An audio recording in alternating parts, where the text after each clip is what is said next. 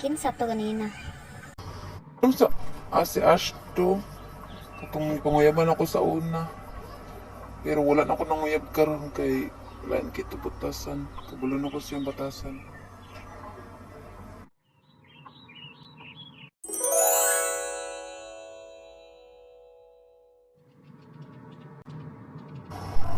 Oh, anong gahilak mong curfew na? Buntis ko ni ko. Si Mark ang amahan.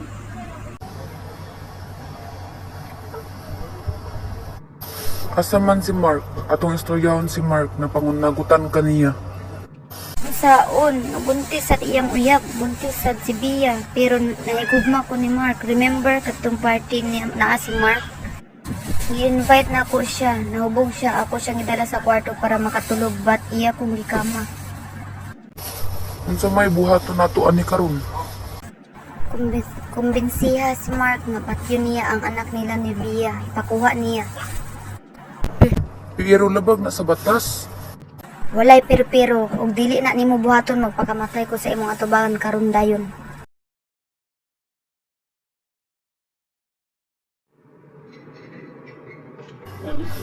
Mark, palihog buhatan ni Patya imong anak ang Bia ug pagkaslisip yun na. Pero si Bia akong gimahal, dili na ko ni kaya Patyo na ang awan mo anak ni Bia. Pero ko madako kayo kag utang sa kay Fiona kay siya ang nagbayad sa utang sa imong mama. Anytime pwede na ko prison imong mama. Gunit ni Fiona sa liyog imong mama. Huna-huna og ayo Mark. Sige, ako na lang buhaton. Mark, nabuhat na nimo akong giingon. Wala na akong ibutangan og pampakuha ang adobo tungod dili na ko kaya Patyon. Nako akong anak sa kagulingon akong mga kamot kabalo ka ana isa pa pampasakit ra to sa tiyan akong ibutang diarrhea dili pampakuha dala na siya sa St. Joseph Hospital karon. Nganong wala man imong buhata?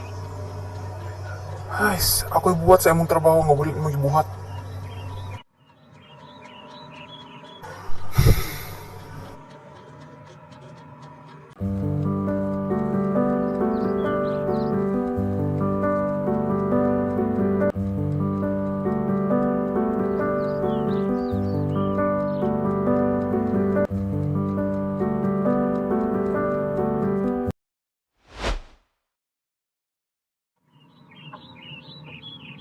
Dili pwede mahibalaan sa publiko akong sekreto na ako ang nasugo nga Patyon ang anak ni Bia.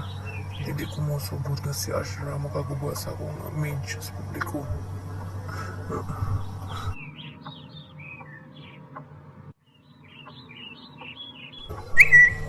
Hala, nag-text si Fiona.